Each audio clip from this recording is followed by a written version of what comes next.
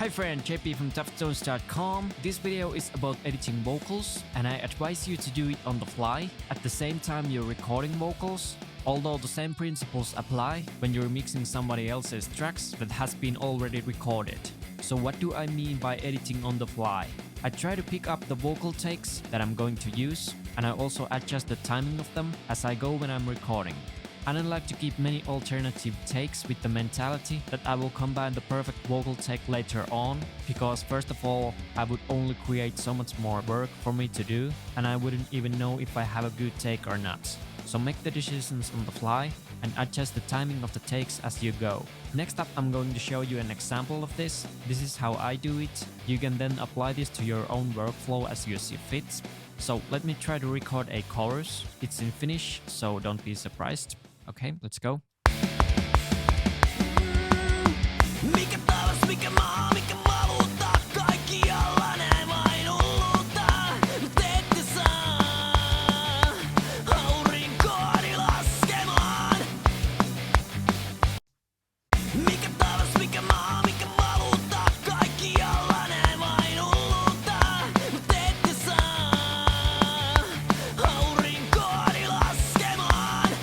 Some timing problems, especially in the end, and we could try to fix this, but usually you're better off recording again. But for sake of this video, let's try to fix this.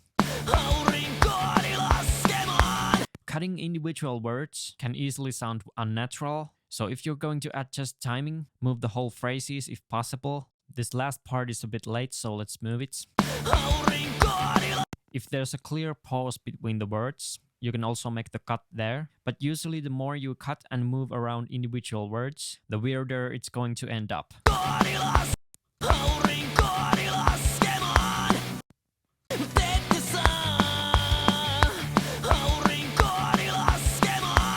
So this sounds okay with a bit of editing, but I think it's going to be better if I record it again.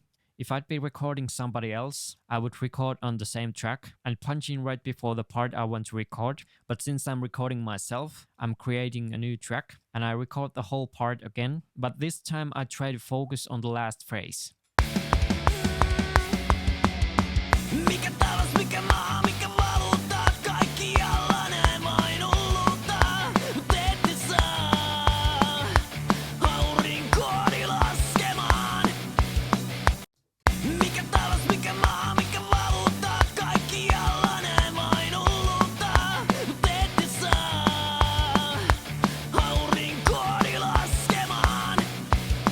The last phrase was better, maybe a bit late, but it's easy to move. Then let's combine these two takes.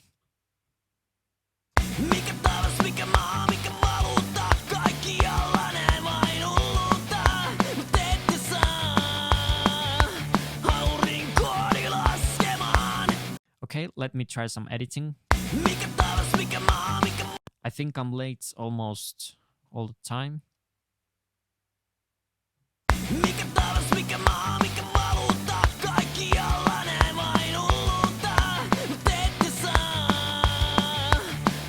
As you can see, I move around whole phrases if I can, not messing with individual words.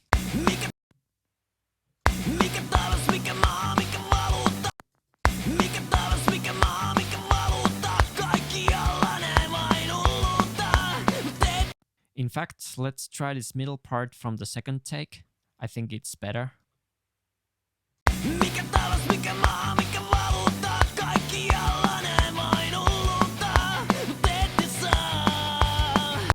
In this take, the middle part is better, so I'm going to keep it.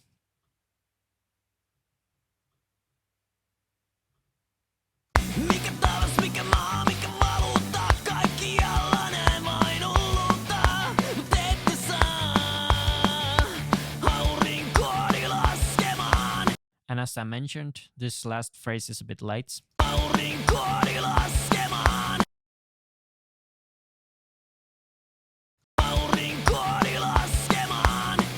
Better.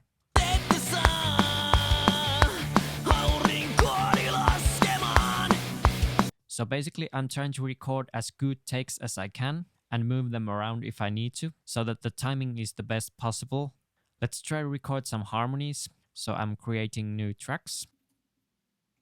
Right? Every time you're recording doubles or harmonies, you want the timing to be as close to the lead vocals as you can. Although you're singing a different note in harmonies, you still want to match the timing. Okay, so let's try this.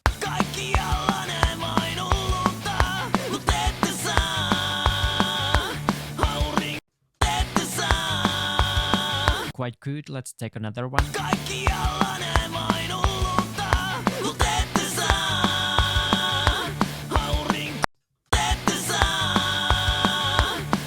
I'm recording this twice because I want to be able to pan them hard left and right. The timing is pretty good. We can make it even tighter with editing. So I try to match the harmonies with lead vocals so the timing is the same.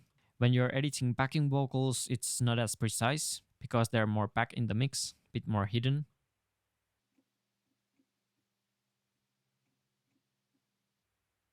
So okay, in this first backing track, the long note starts a bit late and the first note is more or less in time, so we can try more radical editing here. You just have to listen and see what works. Let's cut right before the long note and move it.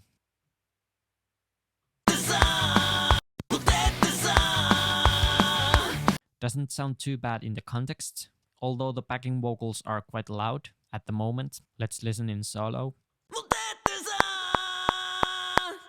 Alone it sounds unnatural, but in the context of the whole song, I don't think it will jump out too much.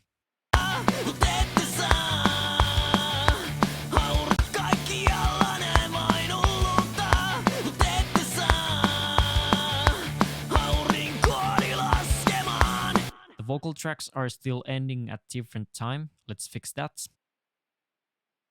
I try to benchmark the lead vocal and cut the backing vocals with a little fade.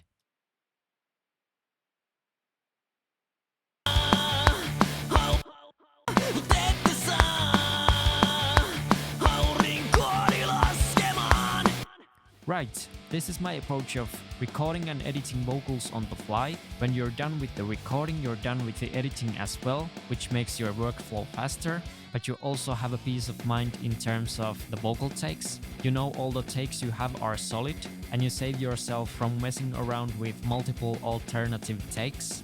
And oh, by the way, if you have to choose between a vocal take that has good pitch and not so good timing and feel, and a vocal take with better feeling and timing, but not as precise pitch, most of the time you want to go with the better feeling and timing. It's easier to fine-tune pitch than it is to adjust timing, and adding feel to the take is impossible.